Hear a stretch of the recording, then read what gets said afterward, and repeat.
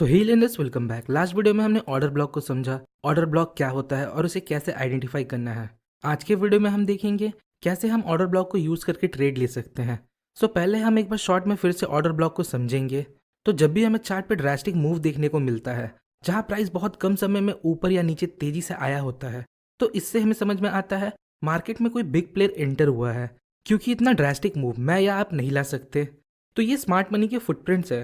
Next हमने सीखा जो ड्रास्टिक मूव के पहले किसी भी कलर का वीक कैंडल होता है वो हमारा डिमांड या सप्लाई जोन होता है, और जब यहाँ हमारे ऑर्डर ब्लॉक के सारे क्राइटेरिया फुलफिल हो जाते हैं तो यही कैंडल हमारा ऑर्डर ब्लॉक कैंडल बन जाता है। फर्स्ट हमें देखना है क्या लास्ट कैंडल ने अपने प्रीवियस कैंडल का लो या हाई ब्रेक किया। यहाँ हमें एग्जाम्पल में एग्रेसिव बाइंग देखने को मिलता है, तो हमें देखना है बिग मोमेंटम मूव के पहले जो कैंडल है क्या उसने अपने प्रीवियस कैंडल का लो ब्रेक किया। नेक्स्ट, क्या यहाँ कैंडल के बीच कोई इम्बैलेंस गैप है। नेक्स्ट, क्या कोई ब्रेक ऑफ स्ट्रक्चर फॉर्म हो रहा है।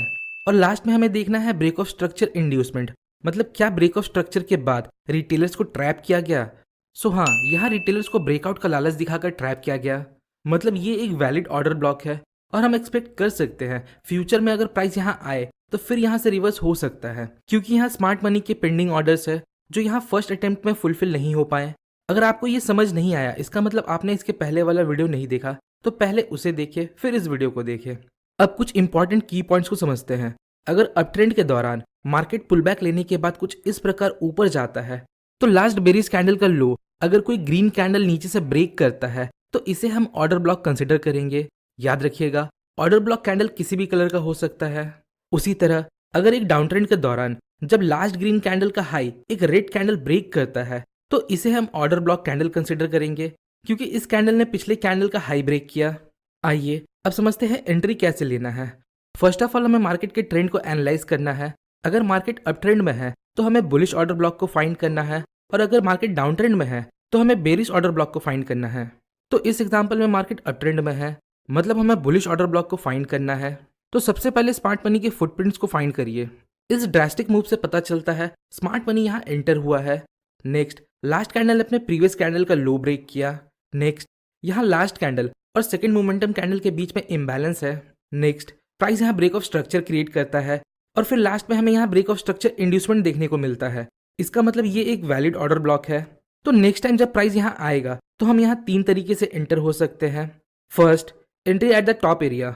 हम इस ऑर्डर ब्लॉक जोन के टॉप पर लिमिट ऑर्डर लगाकर मार्केट में एंटर हो सकते हैं, जिससे प्राइस जब इस एरिया को टच करेगा तो आपका ऑर्डर एग्जीक्यूट हो जाएगा, और यहाँ हमारा स्टॉप लॉस इस ऑर्डर ब्लॉक कैंडल के नीचे होगा। इस एंट्री को हम इसलिए यूज करते हैं क्योंकि आपने देखा होगा कई बार ऑर्डर ब्लॉक जोन में प्राइस वीक फॉर्म करके कुछ समय में रिवर्स हो जाता है, तो बेसिकली इस एंट्री से हमारा ट्रेड मिस नहीं होगा।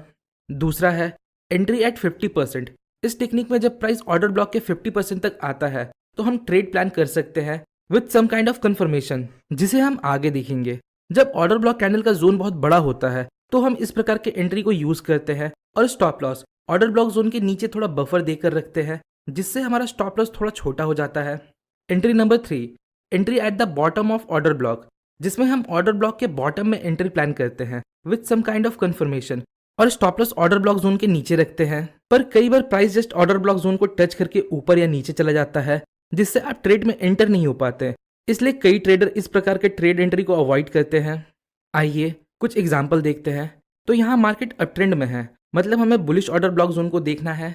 यहाँ देखिए, इस ड्रास्टिक प्राइस मूवमेंट को देखते हुए हमने यहाँ एक ऑर्डर ब्लॉक जोन ड्रॉ किया।